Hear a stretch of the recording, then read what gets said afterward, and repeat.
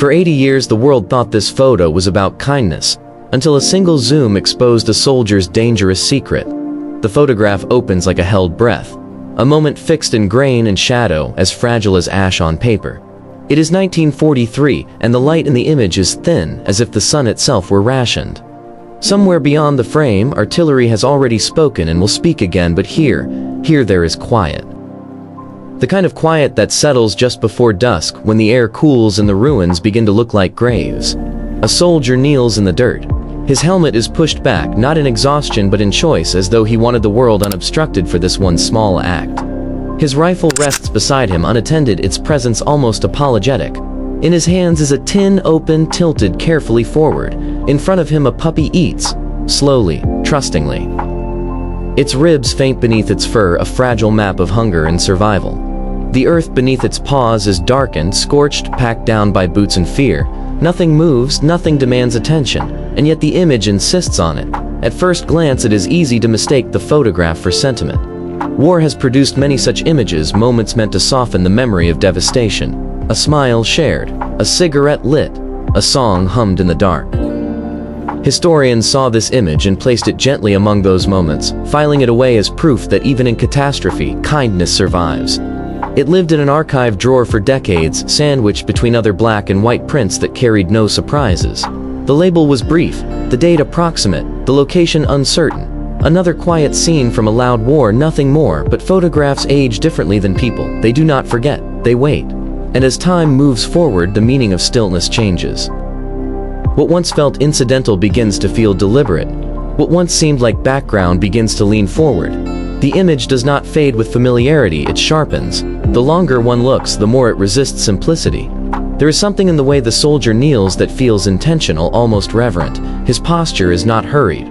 His shoulders are not tense. He is not glancing over his shoulder for permission or fear. He is present, fully, as if the war has been asked to wait.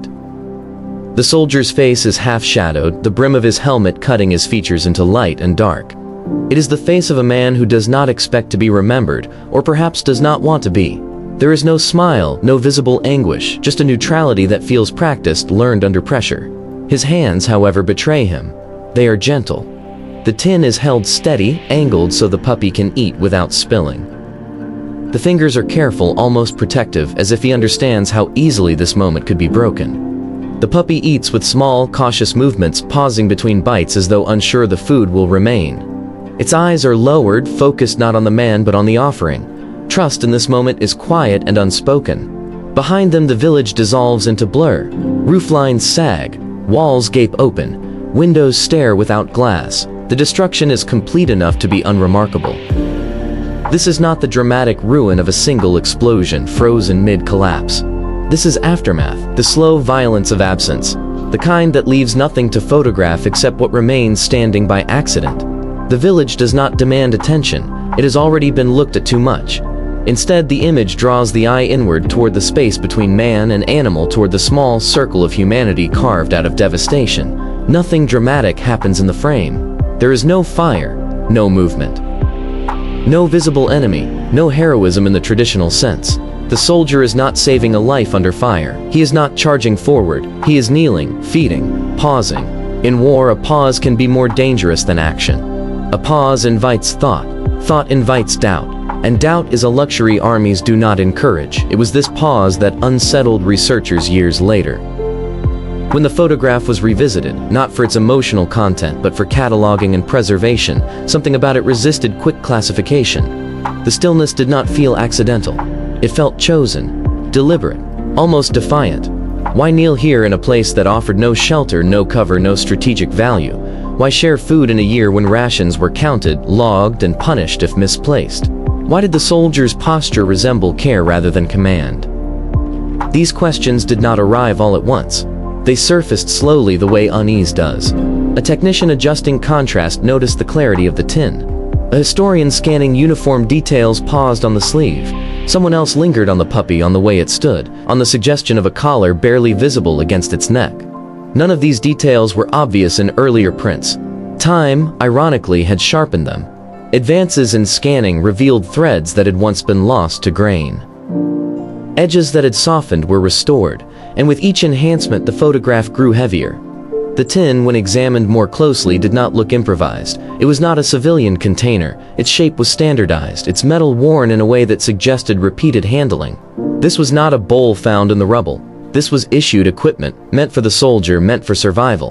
In 1943, food was not simply sustenance. It was policy. It was discipline. It was a measure of obedience. To share it was not just kindness. It was a decision. The uniform told its own quiet story.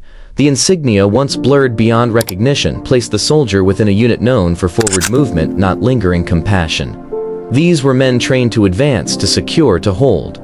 Not to kneel in open ground and feed animals. Not to pause where nothing tactical could be gained. The photograph did not show a man acting within expectations. It showed a man stepping outside them. The puppy's neck, when magnified, revealed a faint line. A collar bent, worn, not decorative but functional, ownership implied. A home implied, a family implied. The puppy was not born into the ruins, it had been brought there by loss. It was not a symbol of nature enduring war. It was a remnant of civilian life, displaced and diminished. Suddenly the photograph stopped being gentle. It stopped being comforting. It became evidence. Evidence not of atrocity but of interruption. Of a moment where the machinery of war was asked briefly to stand aside. Evidence of a choice made quietly, without witnesses, without reward. A choice that had survived only because someone pressed a shutter at the right second. There are photographs that scream. This one whispers. It does not accuse. It does not explain itself. It simply waits. The soldier does not look at the camera. The puppy does not look at the soldier. The exchange is self-contained, complete without acknowledgement. And yet decades later it demands one. It asks the viewer to step closer, to look again. To notice what was not meant to be noticed. Something in the image feels patient, as though it understood that the war would end, that archives would fill, that stories would harden into dates and outcomes, as though it knew that its meaning would not be clear until distance softened certainty. The photograph waited through victory parades and memorials, through textbooks and speeches, through the long, quiet years when the war became history instead of memory. And then, when the world was ready to look without urgency, it spoke. Not loudly, not with spectacle, but with the weight of a simple question hanging in the air like dust in a sunbeam. What does it mean to kneel when you are told to stand? What does it mean to give when you are trained to conserve? What does it mean to be human in a system designed to make you efficient instead? The photograph does not answer. It only shows. And in showing, it unsettles. Because it reminds us that even in the most controlled environments, there are moments that escape control. Moments that do not announce themselves as important. Moments that only reveal their significance when someone finally decides to look closely enough. The stillness in the photograph is not emptiness. It is tension held in balance. A fragile piece that exists only because both participants agree to it. The soldier agrees to pause. The puppy agrees to trust. The war, for a breath, agrees to wait. And when that breath ends, when the tin empties and the soldier stands, when the puppy steps back into uncertainty, the photograph remains. Holding the silence. Holding the question, waiting, as it always has, for the next set of eyes to realize that this was never just a picture of kindness. It was a record of defiance so small it almost disappeared. Almost. The photograph begins in silence, the kind that feels heavier than sound. It is 1943, and the light caught in the frame looks thin and tired, as if the day itself has been rationed. Somewhere beyond the edge of the image, guns have already spoken and will speak again, but here there is a pause. A soldier kneels in the dirt on the quiet edge of a European war zone where rubble outnumbers rooftops and dusk arrives early. His helmet is pushed back, not from exhaustion but from intention, as though he wanted nothing between his eyes and the moment before him. His rifle lies beside him unattended, its presence almost ashamed of itself. In his hands, held with care, is a small metal tin. Before him, a puppy eats slowly, trustingly. Its ribs are faint beneath its fur, a delicate outline shaped by hunger and survival. The ground beneath its paws is dark and compacted, pressed flat by boots, fear, and passing time. Nothing moves in the frame. Nothing demands attention. And yet the photograph refuses to be ignored. At first glance it appears ordinary, another small kindness preserved from a brutal war. Historians once grouped it with countless similar images, moments meant to soften memory and reassure the future that humanity survived even here. It rested in an archive drawer for decades, labeled briefly, dated approximately, its location uncertain. Just another quiet fragment from a loud century. But photographs do not age the way people do. They do not forget, they wait. As years pass, what once felt familiar begins to feel intentional. What once seemed incidental begins to whisper. The longer the image is studied, the more it resists simplicity. There is something deliberate in the soldier's posture. He is not crouched in haste. His shoulders are not tight with fear. He is not glancing behind him for permission or safety. He is present, fully present. As if the war has been asked politely but firmly to wait. The soldier's face is split by shadow, the rim of his helmet dividing light and darkness across his features. It is the face of a man who does not expect to be remembered, or perhaps does not wish to be. There is no smile, no visible anguish, only a neutrality shaped by long exposure to command and consequence. His hands tell a different story. They are gentle. The tin is angled carefully so the puppy can eat without spilling. His fingers hold steady, protective, aware of how fragile the moment is. The puppy eats in small motions, pausing between bites as if unsure the food will remain. Its eyes stay lowered, focused not on the man but on the offering itself. Trust here is quiet and cautious. Behind them the village dissolves into blur. Rooflines sag, walls gape open, windows stare without glass. The destruction is complete enough to feel unremarkable. This is not the drama of collapse but the stillness of aftermath. Slow violence of absence. The kind that leaves little worth photographing except what survives by accident. The village does not ask to be seen. It has already been witnessed too often. Instead, the image draws the eye inward toward the small space between soldier and animal, toward the narrow circle of humanity carved out of devastation. Nothing dramatic happens. There is no fire, no visible enemy. No heroism as history prefers to define it. The soldier is not saving a life under gunfire. He is not charging forward. He is kneeling, feeding, pausing. In war, a pause can be more dangerous than action. A pause allows thought. Thought allows doubt, and doubt is not encouraged where obedience is survival. It was this pause that unsettled researchers many years later. When the photograph was revisited for preservation, not sentiment, something resisted quick classification. The stillness did not feel accidental. It felt chosen, almost defiant. Why kneel here in open ground with no cover and no advantage? Why share food in a year when rations were counted, logged, and punished if misplaced? Why did the soldier's posture resemble care rather than command? The questions did not arrive all at once. They surfaced slowly, like unease creeping through a quiet room. A technician adjusting contrast noticed the clarity of the tin. A historian examining uniforms paused at the sleeve. Another lingered on the puppy and the faint suggestion of a collar at its neck. Details that earlier prints had erased began to reappear. Time, ironically, sharpened them. Threads once lost to grain returned. Edges regained meaning. With each enhancement, the photograph grew heavier.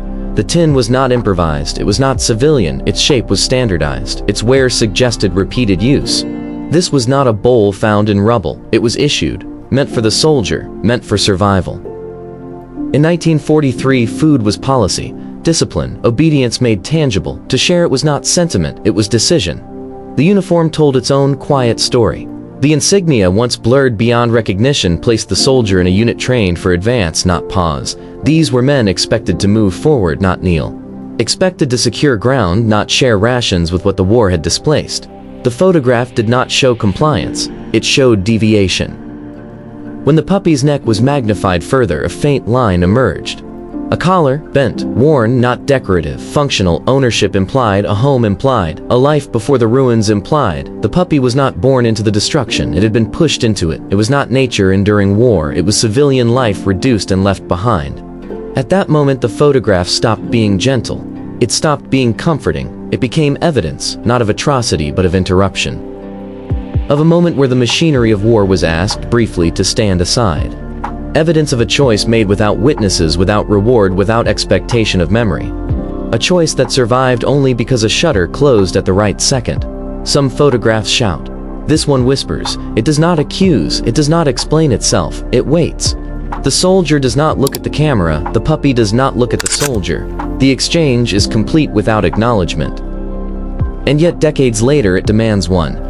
It asks the viewer to step closer, to look again, to notice what was never meant to be noticed. Something in the image feels patient, as if it knew the war would end, that archives would fill, that stories would harden into dates and outcomes, as if it understood that its meaning would not surface until distance softened certainty.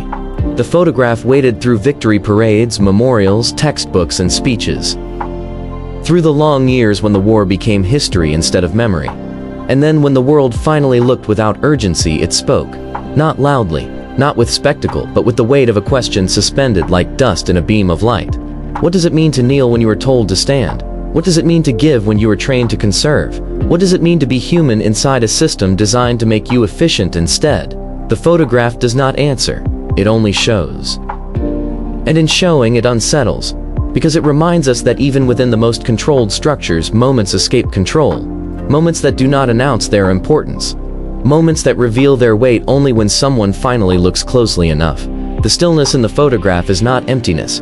It is tension held in balance, a fragile peace sustained by mutual agreement. The soldier agrees to pause, the puppy agrees to trust, the war for a breath agrees to wait. And when that breath ends, when the tin empties and the soldier stands, when the puppy steps back into uncertainty, the photograph remains, holding the silence, holding the question, waiting as it always has for the next pair of eyes to realize this was never just a picture of kindness. It was a record of defiance so small it almost disappeared. Almost. The revelation did not arrive with urgency. It came the way most truths do, quietly, almost apologetically, as if unsure it should disturb what had already been accepted. A historian adjusted contrast. A technician refined the grain. The photograph, long familiar, shifted slightly under new light. Not enough to alarm, just enough to unsettle. The kind of unease that lingers after the lamp is turned off when the room feels unchanged yet no longer safe. At first, nothing obvious appeared. The soldier remained kneeling. The puppy remained eating. The village remained blurred. But the eye began to linger where it had not before. Near the soldier's wrist, just below the cuff, something pale interrupted the dark fabric. A bandage, narrow, uneven, wrapped quickly, not neatly. The kind made in haste, not in hospitals. It was fresh, too fresh to belong to an old wound. Beneath it, bleeding through the cloth, was a stain, dark, irregular, not yet fully dried. Blood, but not the kind awarded medals. Not the dramatic red of battle injuries captured for records and reports. This was the blood that seeps, that stains slowly, the blood of proximity, of hands placed where rubble still shifts, of fingers digging where something alive might still be breathing beneath something dead.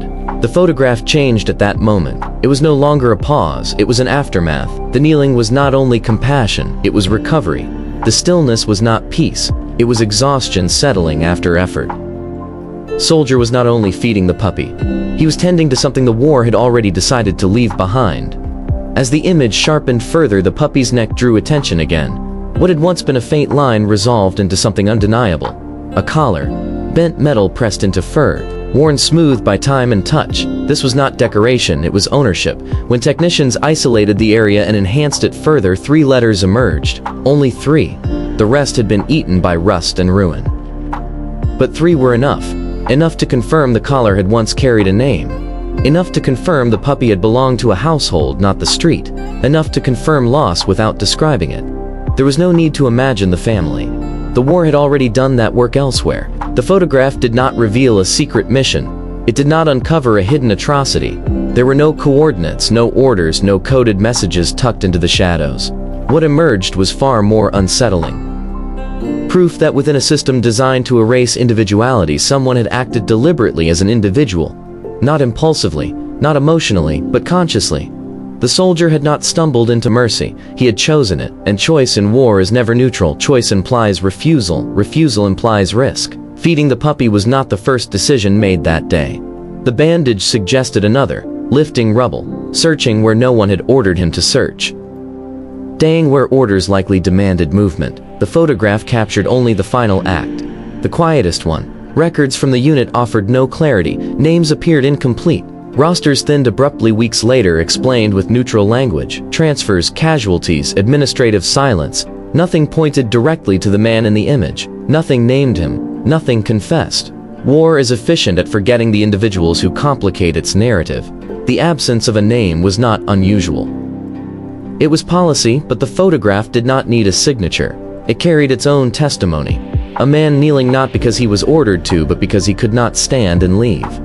A man who broke protocol not for recognition, not for heroism, but for conscience. The puppy did not know this. It trusted without understanding. It ate because it was hungry, because the tin was there, because the hands did not tremble. The soldier did not look toward the camera. He did not look toward the ruins.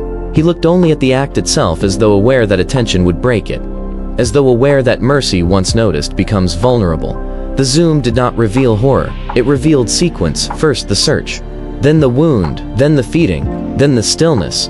The photograph was not an interruption of war. It was part of it, an unrecorded chapter running parallel to the official one. A quiet resistance carried out with no slogans and no witnesses. In war, destruction is expected, obedience is enforced, but choice is dangerous. Choice introduces memory. Memory invites judgment. Judgment lingers long after orders expire. That is why systems discourage it. That is why this moment survived only as an image, stripped of context, stripped of names, stripped of consequence. And yet decades later the choice remained visible. Not loud, not heroic, just present. The bandage still wrapped, the blood still dark. The collar still bearing letters that refused to disappear entirely. The photograph waited for technology to catch up, for patience to return, for someone to look long enough without needing comfort from what they saw. When that happened, the truth emerged without accusation. This was not a man acting against the war. This was a man acting within it, choosing a line the war did not recognize but could not erase. The zoom did not freeze historians because it revealed violence. It froze them because it revealed restraint. Because it proved that even here, even then, with hunger enforced and movement demanded, someone paused long enough to save what could still be saved. And if that choice could exist unnoticed, how many others had vanished without record? How many acts of mercy were buried beneath reports and dates and victories? The photograph does not answer. It only shows what survived: a bandage, a stain, 3 letters on a collar. And the quiet certainty that the most dangerous thing in war is not defiance shouted aloud, but conscience exercised in silence. The photograph now rests behind glass, held in place by careful framing and quiet restraint. Its label is modest. The language around it is cautious. Dates are approximate. Descriptions are technical. Curators avoid speculation, and historians choose their words with the same discipline once demanded of the soldier inside the frame. Nothing about the display invites conclusion. And yet visitors do not pass it quickly. They slow their steps. They lean closer. They linger longer than expected, as if something in the image resists being finished. The soldier's name was never recovered. No archive yielded it. No letter surfaced with a familiar hand. No record stepped forward to claim him. The puppy's fate remains unknown as well.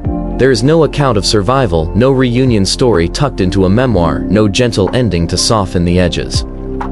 The war did not pause for either of them. It continued forward, efficient and loud. The village behind them did not return. Its name exists now only in brittle maps and fading ink. The photograph outlived everything it captured. Decades passed and the war slowly transformed into numbers. Campaigns were reduced to timelines. Loss was summarized. Victory was named. Memory hardened into history. And still the image refused to be reduced. It carried no triumph, no flag. No moment of celebration, only memory. The kind that does not explain itself. The kind that waits. The injustice here was never that the puppy suffered. Suffering was everywhere in that year. It filled fields and cities alike. The injustice was quieter, that this moment of mercy had to be anonymous. That kindness survived only if it left no trace.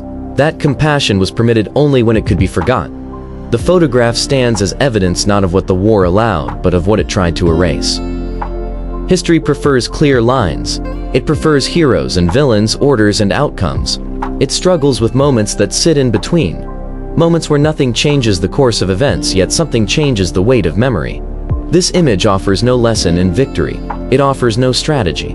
It offers only interruption. A reminder that even within systems built on obedience, morality sometimes interrupts momentum.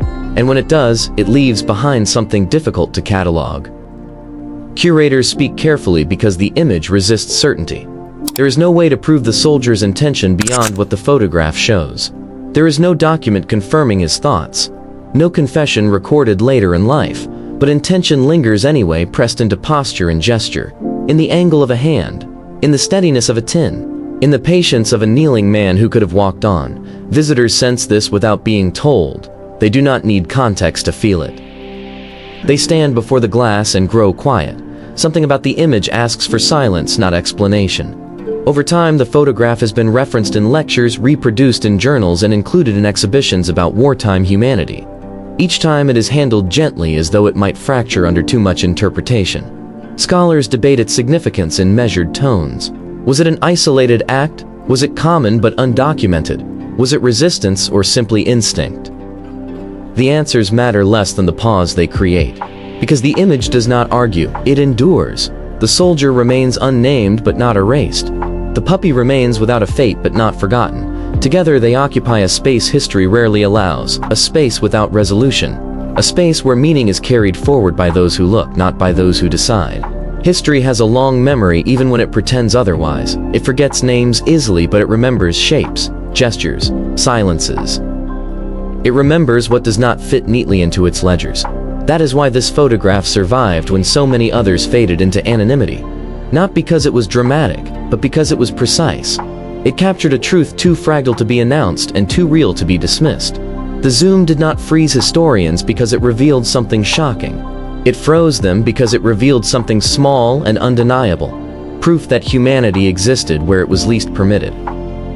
Proof that even under rules designed to strip people of choice, someone chose anyway.